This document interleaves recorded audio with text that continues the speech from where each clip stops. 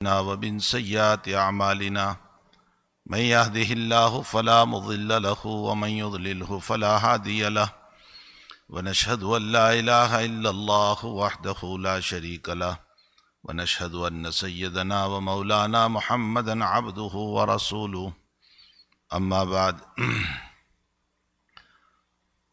عن عبد الله بن عباس رضي الله تعالى عنهما كنت خلف رسول الله صلى الله تعالى عليه وسلم يوما فقال رسول الله صلى الله تعالى عليه وسلم يا غلام إني أعلمك كلمات احفظ الله يحفظك واحفظ الله تجده تجاهك وإذا سألت فاسأل الله وإذا استعنت فاستعذ بالله ولو اجتمعت الأمة على أن ينفعوك بشيء لا ينفعوك إلا ما كتب الله لك ولو اجتمع الأمة على أن يضروك بشيء لا يضرك إلا ما كتب الله لك وجف القلم أو كما قال صلی اللہ علیہ وسلم۔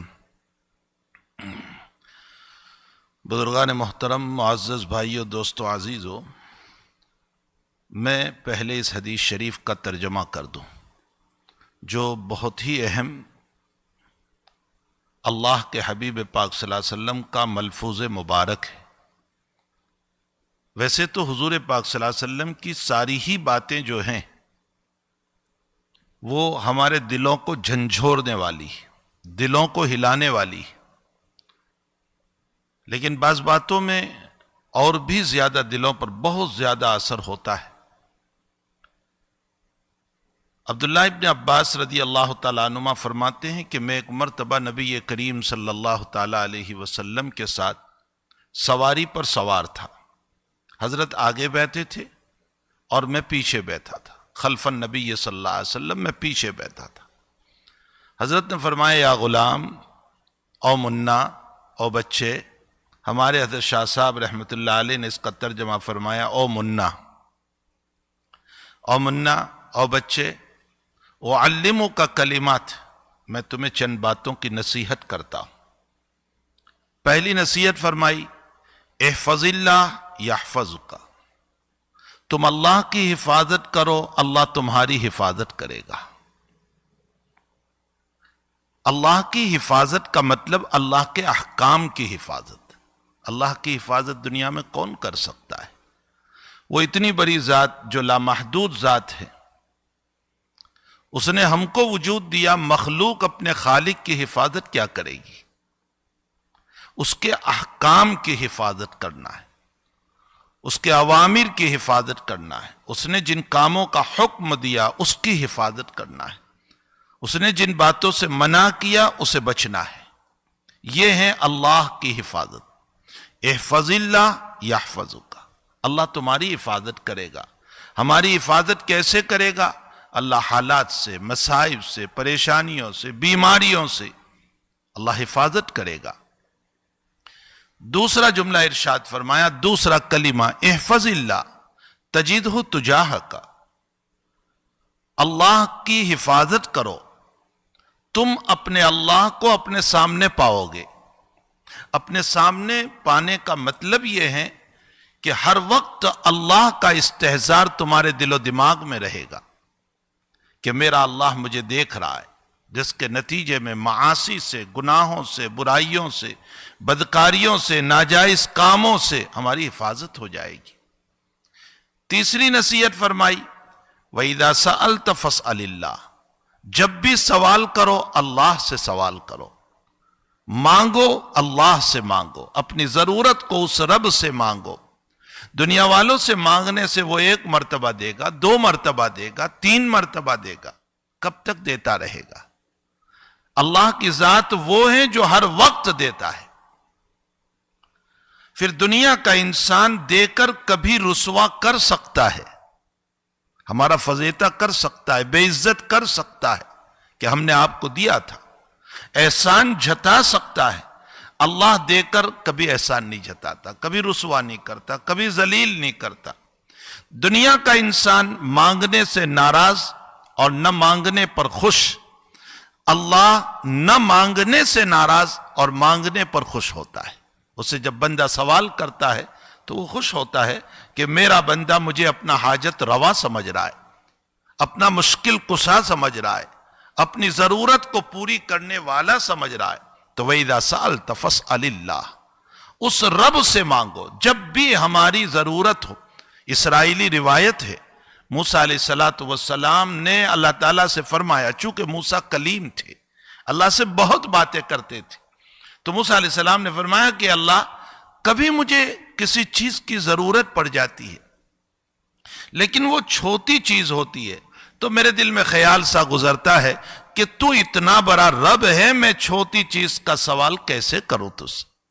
تو اللہ تعالیٰ نے موسیٰ علیہ السلام کو ارشاد فرمایا, وہی بھیجی موسیٰ, اگر نمک کی ضرورت ہو تو بھی اپنے رب سے مانگو, سالٹ اور ملح کی ضرورت ہو تو بھی اپنے رب سے مانگو, اگر تمہارے جوتے کی رسی ٹوٹ جائے اور تمہیں رسی کی ضرورت ہو تو بھی رب سے مانگو.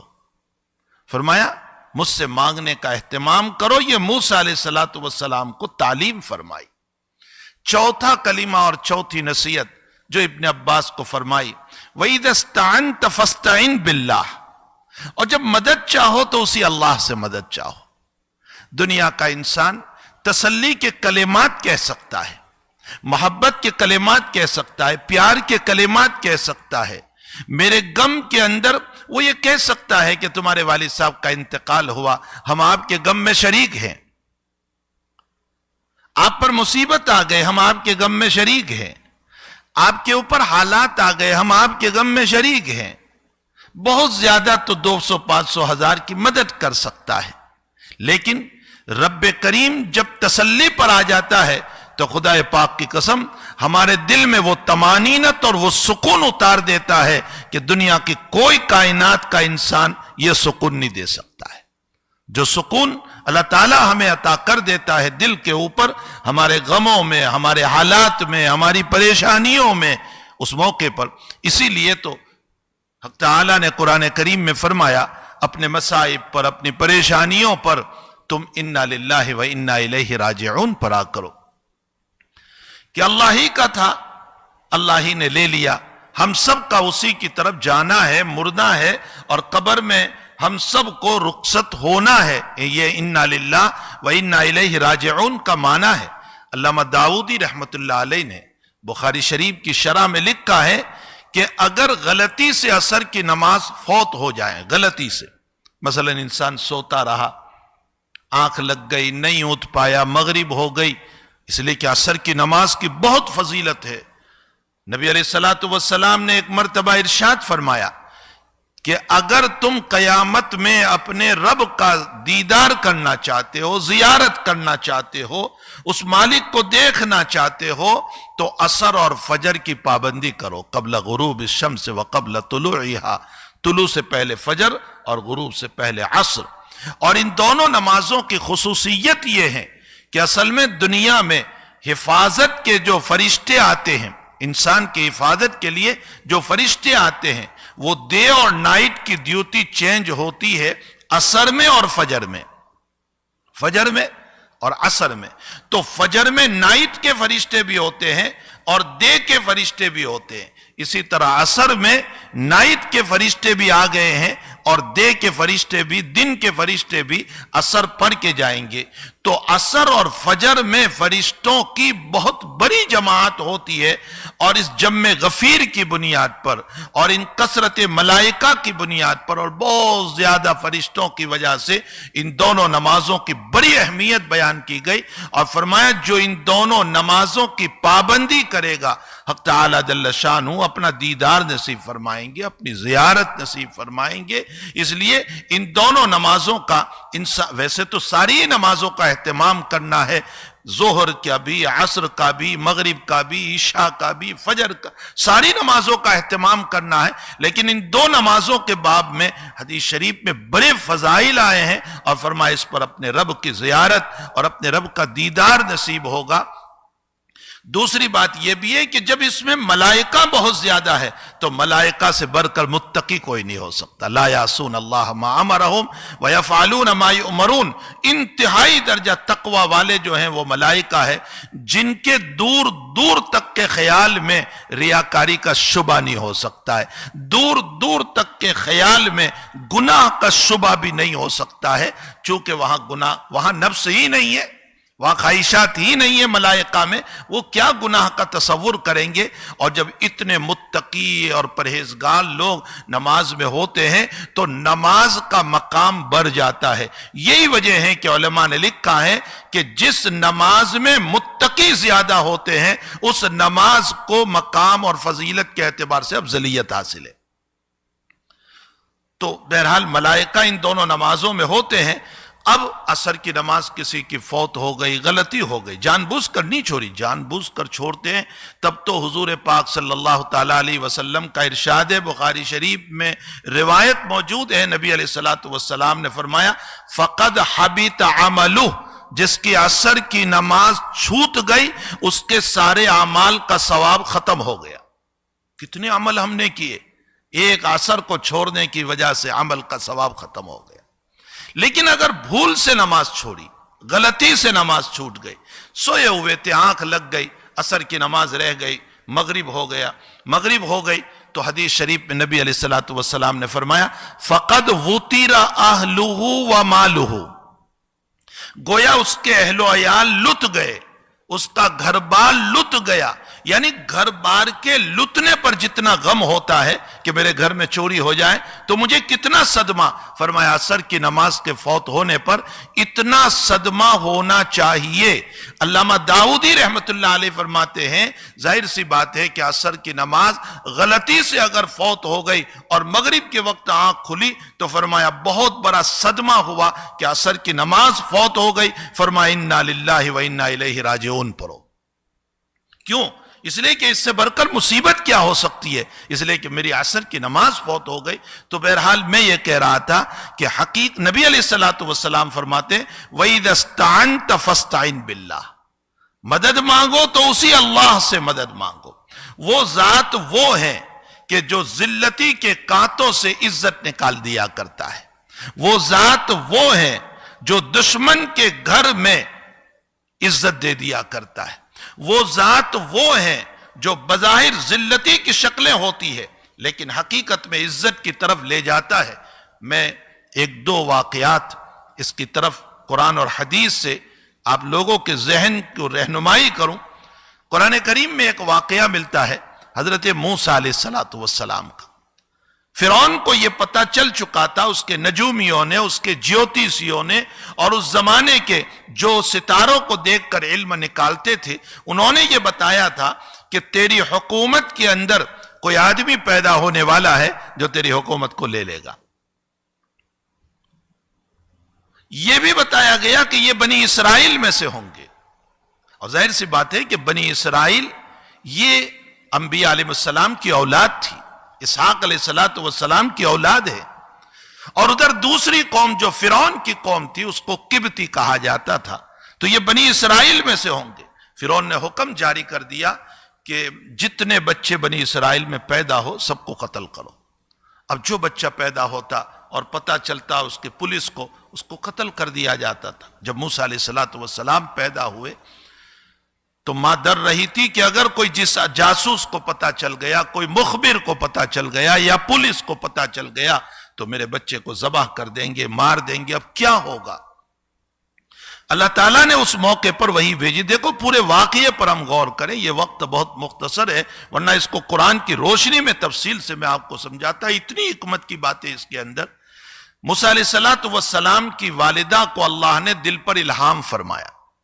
کیا الہام فرمایا؟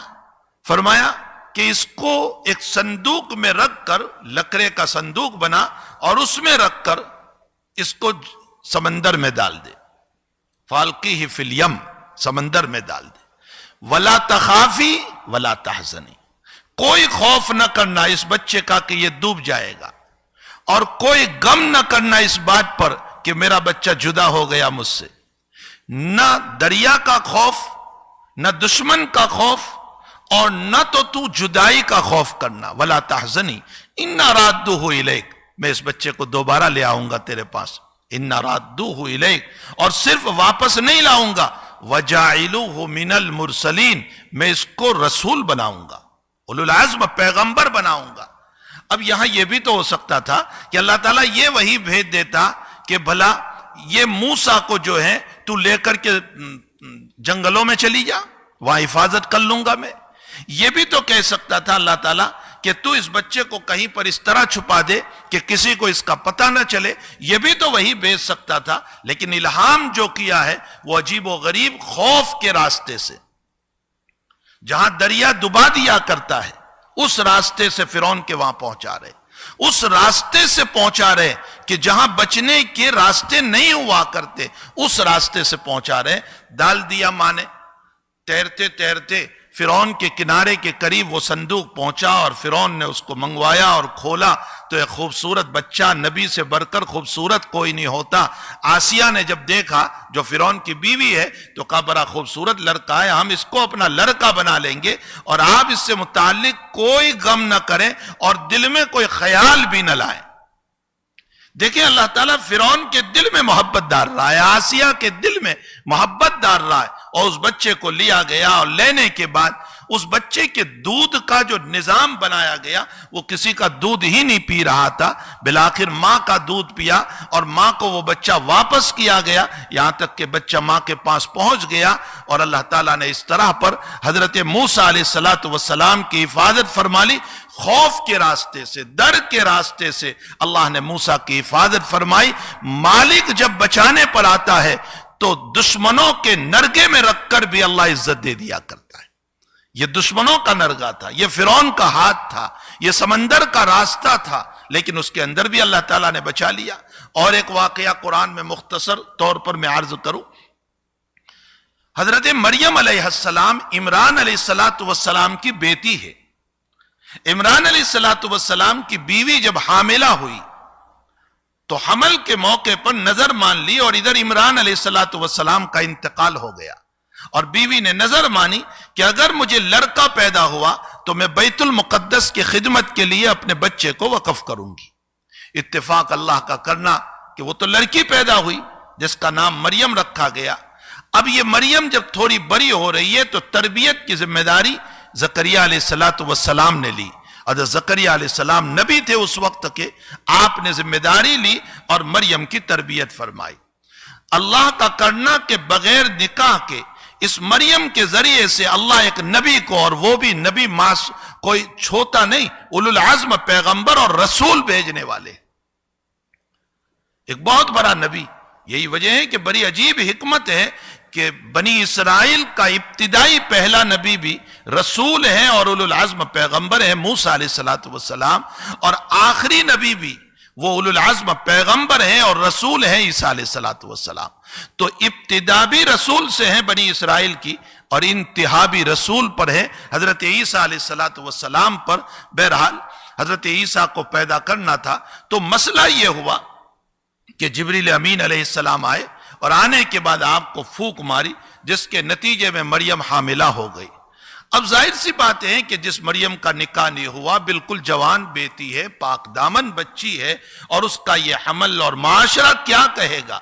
جب ولادت کا وقت آیا تو اللہ کی طرف سے جو الہامات چلے اس موقع پر وہ یہ تھے کہ تم وہاں باہر چلے جاؤ، ایک کھجور کا درخت ہے اس کے نیچے چلی جاؤ، اور وہاں پر کھجور کے درخت کو ہلانا جس کی وجہ سے کھجوریں گرے گی، اور ان دانوں کو کھانا، اور وہیں پر حضرت عیسیٰ علیہ السلام کا تولد ہوا۔ اب عیسیٰ کو لے کر جب بستی میں آئی ہے تو بستی والے پوچھنے لگے یہ کیا کیا تو نے؟ یا اخت ہارون ما کان ابوک امرأ سوء وما کانت امک بغیہ، او ہارون کی بہن یہ کیا ہو گیا؟ نہ تیرا باپ غلط روش کرنے والا تھا، غلط کام کرنے والا تھا، نہ تیری ماں غلط کام کرنے والی، یعنی یہ تو نے ناجائز کام کیا علیہ باللہ۔ گویا کہ ان کے کہنے کا مقصد یہ تھا کہ یہ زنا ہوا ہے اور اس کی وجہ سے یہ لڑکا پیدا ہوا ہے۔ تو حضرت مریم علیہ السلام نے منہ پر اشارہ کیا اور فرمایا انی نزلت للرحمن صوما فلن اکلم اليوم انسیا، میں نے نظر مان رکھی ہے نہ بولنے کی، اس لیے میں بولوں گی نہیں، جو کچھ تم کو سوال ہے اس بچے کو پوچھ لو۔ وہ کہنے لگے یہ چھوٹا سا معصوم 1-2 دن کا بچہ یہ کیا بولے گا؟ لیکن بچہ بولنے لگا، انی عبد اللہ آتانی الکتاب وجعلنی نبیا وجعلنی مبارکا اینما کنت واوصانی بالصلاة والزکاة ما دمت حیا۔ تفصیل ہے، میں یہیں چھوڑ دیتا ہوں۔ اس واقعے سے یہ معلوم ہوتا ہے کہ بظاہر ذلتیوں کی شکلیں تھی، لیکن اس ذلتی کی شکل میں سے وہ عزت کا راستہ نکالا کہ اولو العزم پیغمبر عیسیٰ علیہ السلام پیدا ہوئے، وہی اللہ آج بھی ہے، اس سے ہم سب کو مانگنا ہے۔ وَإِذَا اسْتَعَنْتَ فَاسْتَعِنْ بِاللَّهِ، مدد طلب کرو، اسی اللہ سے مدد مانگو، اللہ ہی مدد کرنے والا ہے۔